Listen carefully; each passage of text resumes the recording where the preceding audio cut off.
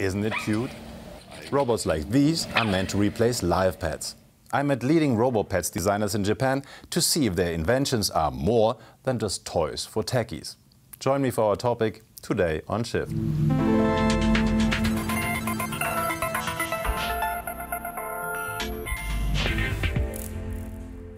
So-called personal robots, or robots designed to assist in our daily lives, have been developing in great strides. Apart from humanoids like Pepper or Asimo, we also have robots that look like animals. Could they make the better pets? Could they even replace cats and dogs as our loyal companions? I asked Hiroshi Ishiguro, one of the world's most renowned roboticists. Of course, I think we're going to keep real pets, but it's not so bad to have robot pets, especially for the elderly. The elderly, sometimes they cannot take care of the animal pets. Robot doesn't eat and doesn't do the bad things. That's much easier for the elderly. A robot that keeps lonely seniors company? In Japan, they take this concept very seriously and have been practicing it for years. I experienced it myself on the streets of Tokyo. I have a robot at home, an Aibo. His name is Sony. He's like a family member. Seems perfectly normal. Today, pet robots have become quite versatile. One of the latest additions to the market is this little guy. The so-called Lovot was developed by Kaname Hayashi. He is a leading figure in the field of emotional robotics and also the inventor of Pepper. But unlike Pepper, Lovot doesn't use language at all. It communicates with adorable little squeaks. I must admit, it really tugged at my heartstrings. It's equipped with cameras for facial recognition, so-called SLAM technology for spatial orientation, and over 50 contact sensors. Lovot's creators say that it's an autonomous robot. Its response patterns are determined by deep learning and other machine learning algorithms. The goal was to stimulate the most authentic behavior possible, so that the Lovot and its owner could create a unique emotional bond. First of all, you have to study the brain. How do humans think, and how do they use their brains? Another field to study is the relationship between pets and humans. It's a subsection of ethology. So we studied these two fields, and together they tell you a bit about what Lovot is all about. The Lovot took 4 years to develop. It costs around 45 million euros. When asked about data security, Kaname Hayashi emphasized that all the data collected is not stored in a cloud, but in the robot itself. But it does require regular software updates and backups. There are many robots out there that have a lot of information stored, but people don't actually trust them.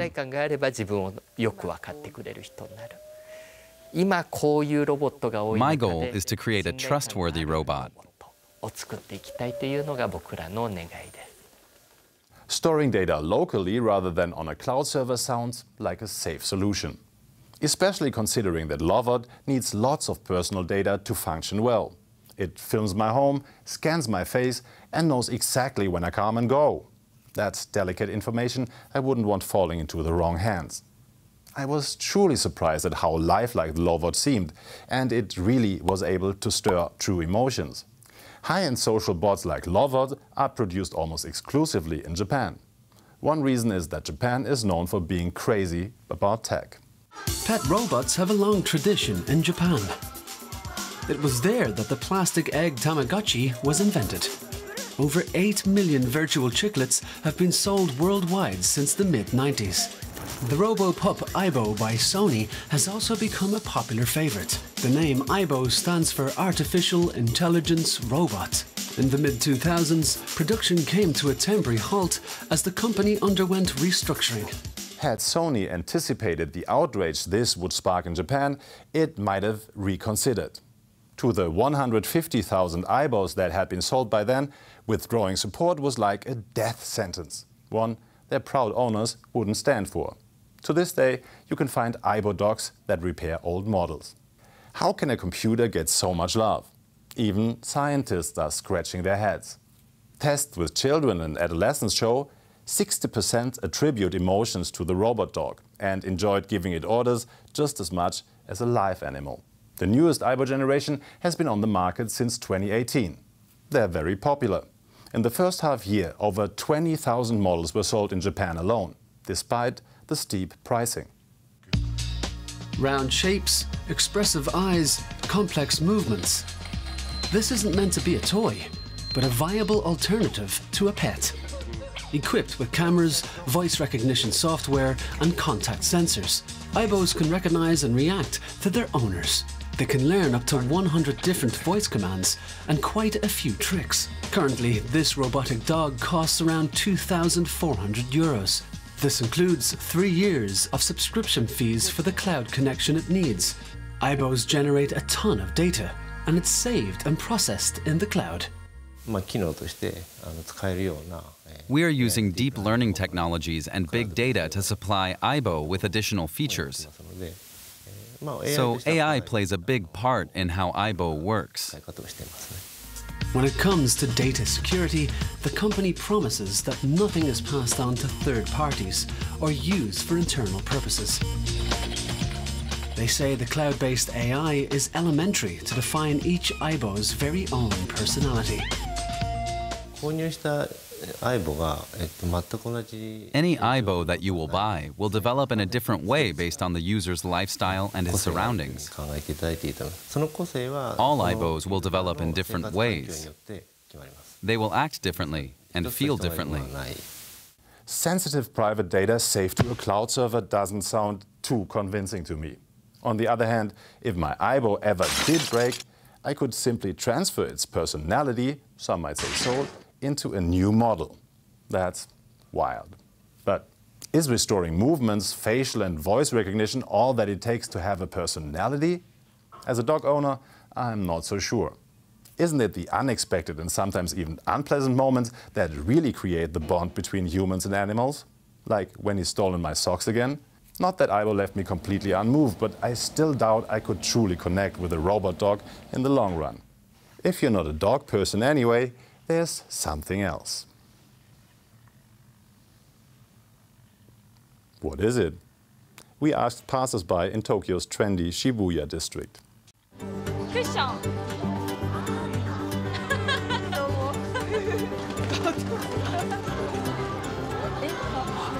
I know these. It feels nice, very cute. I really like cats, but unfortunately I'm allergic to them. I think this could make a good replacement. A little comfort for all those who live alone. The feeling is good, with a tail. So, Qoobo, as it's officially named, didn't really raise any eyebrows in Japan. But here's how one German tourist responded. What would you guess this is? A vacuum cleaner? No idea. Or maybe a cushion cleaner? In Japan, it's used as a surrogate cat of sorts. My 10-year-old daughter would love one of these. They cost €150. Would you spend that much? Absolutely not. To some, it's an emotional companion, to others, just a cute toy. But even though the plushy pillow is nothing like high-tech robots like Aibo and Lovot, it's still based on a bright idea that could only have come from Japan. A pet that provides comfort and joy without all the work involved. Like dogs and cats, Qoobo responds to touch. Its surface is covered with sensors. The tail is powered by an engine that can perform 40 different movement sequences. Less technology, less design, and more room for the imagination. Qoobo is a curious being. It's not a cat and not a dog. It doesn't really resemble any other pet either. It's more like the anime character Totoro, an imaginary being. We want to give the owners more room for their own associations. The company behind Qoobo is Yukai Engineering, based in Tokyo. Since 2017, they've designed around 20 robots that are geared less towards functionality and more toward bringing joy to its owners. These cat ears can measure brainwaves and move according to your mood. And this communications robot can connect to the local Wi-Fi to let family members exchange messages with one another. Rather than androids that are super clever, I want to make something that forgives you and makes you feel good. I believe humans want to interact with robots that they can open up to and share feelings with.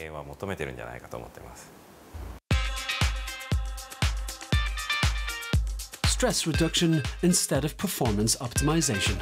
The relaxing effect of this cuddly toy has already been proven across the board, no matter the age. A study with the robotic seal Paro showed that Alzheimer's patients who played with it regularly had lower pulse rates and higher blood oxygen levels. Both are signs for stress relief. The test group also showed fewer symptoms of depression and anxiety and required less pain medication than the reference group.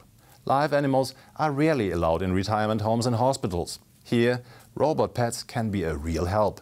But they can also give emotional support elsewhere. After all, humans want to be needed.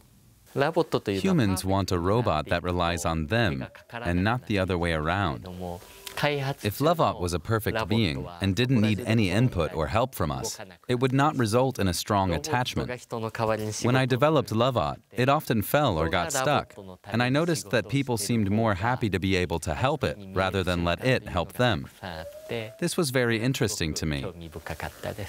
So humans prefer a robot that they can take care of, not a perfect companion. That makes sense to me.